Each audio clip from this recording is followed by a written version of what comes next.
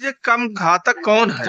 भाई देखिए, जो ओबीसी पार्टी का उदय हुआ है, जो माननीय निर्वाचन आयोग से अभी जस्ट रजिस्टर्ड होकर के आई है, हम लोग इस नाते उन कम घातकों को भी सपोर्ट नहीं कर रहे हैं, उसी पार्टी को नहीं कर रही है, क्योंकि संविधान प्रदत्त जो हमारा वोट का अधिकार है, वोट की शक्ति है, वो जाया नहीं जाना चाहिए। अगर नोटा में यह शक्ति होती, नोटा दबाने में सरकार पलट जाती, तो निश्चित तौर पर मैं कहता कि नोटा दबाइए, मगर नोटा दबाने में फिर भी अंतरात्मा की जो आवाज आप कह रहे हैं, तो कम घातक कौन है? बस नाम ले लीजिए। डिसाइड करेगी सर, अब वो जनता डिसाइड करेगी। और ओबीसी पार्टी का बस एक झंड निश्चय है, ये देश की पहली पार्टी है जो पिछड़े समाज की पार्टी है, जो माइनॉरिटी और अनुसूचित जाति के भाइयों को साथ लेकर चलेगी। और 2027 में इसी उत्तर प्रदेश में देखिएगा, मैं हाइपोथेटिकल नहीं कर रहा हूँ, क्योंकि हमें ओबीसी की शक्ति मालूम है। और ओबीसी कोई जाति नहीं है सर, ओबीसी एक संवैधानिक शब्द है, संविधान के द्वारा, सरकार के द्वारा दिया हुआ।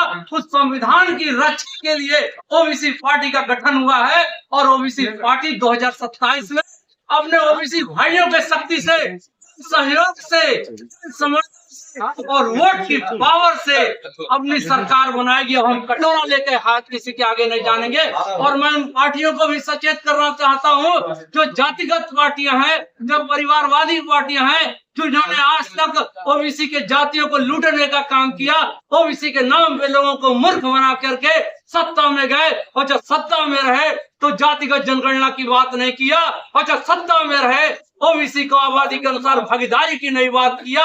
और जब सत्ता से बाहर चाहते हैं तो थूक के जमीन पे चाटने का काम करते हैं। और फिर वही कोई पीडीए की बात करता है, कोई पीडीएम की बात करता है, कोई किसी की बात करता है। तो ऐसे धोखेबाज पार्टियों से लोग सतर्क हो चुके हैं, क्योंकि 4 मार्च दिल्ली में कॉन्स्टिट्यूशनल क्लब में 7 राज्यों के लोगों की बैठक हुई। 35 से अधिक पिछड़ी जातियों के प्रतिनिधि मौजूद थे, जिन लोगों ने निर्णय लिया कि हम धोखेबाज पार्टियों से धोखा नहीं खाएंगे और देश की पहली ओबीसी पार्टी बनाएंगे, जो आज आपके सामने मूर्त रूप में है। और 2027 में उत्तर प्रदेश में देखिएगा ओबीसी पार्टी की सरकार बनेगी। यानी कि 27 में आपको अपर कास्ट और दलित का वोट नहीं चाहिए? बिल्कुल चाहिए। हमारे अपर कास्ट के समाज, जो ओबीसी पार्टी का मोटो है, वह यह है कि हमारे लिए सबसे पहले राष्ट्र है। और देश के जितने भी भाई बहन हैं, जितने भी देशवासी हैं, वो सारे हमारे भाई बहन हैं। ये तो भाजपा की भाषा बोल रहे हो आप। भाजपा की क्या बात करेगी? भाजपा अपनी कथनी और करनी में जाकर देखे, कब ओबीसी क्यों नहीं आ सकता है? भाजपा की क्यों नहीं जातिगत जनगणना करा दे रही है? क्यों नहीं आबादी के अनुसार भागीदारी दे रही है? सुप्रीम कोर्ट में हमारा 0 प्रतिनिधित्व है, सेंट्रल सेक्रेटरिएट में मात्र 3 सेक्रेटरिएट है, यूजीसी में, यूनिवर्सिटीज में आप जाइए 3%। यही बात तो अखिलेश और तेजस्वी भी बोल रहे हैं, तो अलग क्या बात करेंगे? आप उनके टिकट बंटवारे को जाके देख लीजिए।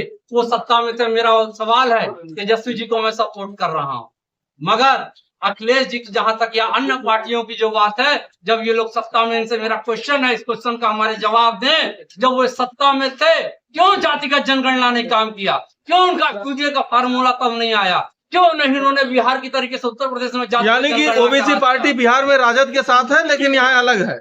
हम इस वक्त किसी का साथ नहीं दे रहे हैं। हम 2027 में फुल टारगेट के साथ हैं कि 27 में हमारा संघे शक्ति कलयुगे के नारे के साथ अपने लाखों करोड़ों, जो देश की आबादी का 60% से अधिक हिस्सा है, हमारे अनुसूचित भाइयों को और माइनॉरिटी समाज को लेकर के हम ओबीसी पार्टी का यह गठन किए हैं। और 7 राज्यों में हम पार्टी आज ही के दिन हमारी फैल रही है। और 20 तारीख से हम लोग सदस्यता अभियान कर रहे हैं, जिसमें उत्तर प्रदेश के चौरी चौरा की क्रांति स्थली से शुरू होगी, ओडिशा के बारी विधानसभा से शुरू कर रहे हैं, और बिहार के हमारे प्रभारी डॉक्टर कुशवाहा जी बैठे हुए हैं, वो सिवान से शुरू कर रहे हैं। तो आप तो तेजस्वी की तारीफ कर रहे हैं, तो वो क्या कर पाएंगे? नहीं, तेजस्वी की देखिए, आज मैंने तेजस्वी की तारीफ इस नाते किया, जो वहाँ गठबंधन की सरकार थी, उसने जातिगत जनगणना, जो सरकार अच्छा काम करेगी उसकी तारीफ करेंगे, इसका भी मुद्दा रखना चाहिए। अच्छा कालीशंकर जी, आप कह रहे हैं कि जो है जाति जनगणना की बात कर रहे हैं, वही डॉक्टर संजय निषाद ने जो आरक्षण देने की बात को लेकर पार्टी खड़ा की थी, लेकिन 9 साल बीत गए, अभी तक लोगों को आरक्षण नहीं मिला। तो क्या लग रहा है? अगर वो पार्टी बनाए थे निषाद समुदाय को हक अधिकार और उनको अनुसूचित जाति में आरक्षण दिलाने के लिए, मगर आज देखिए निषाद समाज से उन्होंने ठगने का काम किया। आज सत्ता के दलाल बन करके, आपने देखा होगा, यही प्रेस क्लब है, 2018 में 2019 का जब चुनाव हुआ गोरखपुर में, प्रवीण निषाद को ओबीसी आर्मी ने सपोर्ट किया हुआ था। संजय निषाद मेरे बगल में बैठे हुए थे, बैठ के आप लोगों के बीच मैंने प्रेस कॉन्फ्रेंस किया था।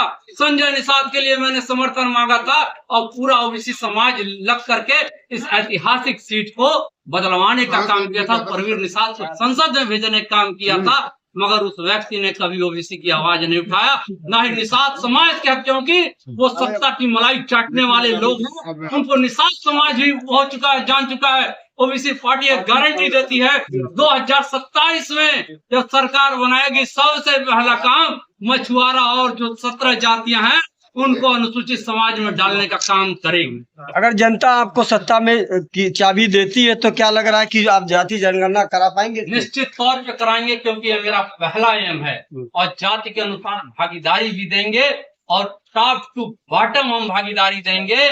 आज कोलेक्ट्रल भर्तियां कराई जा रही हैं, उसमें पिछड़ा वर्ग कहीं नहीं, सीधे आईएएस की नौकरी मुहैया करा दी जा रही है। कितना बड़ा गैर संवैधानिक काम हो रहा है। आज देखिए यूनिवर्सिटियों में भर्ती हो रही है, कहीं आरक्षण लागू हो रहा है, कहीं आरक्षण। क्या हमारे बेटे को प्रोफेसर बनने का अधिकारी नहीं है?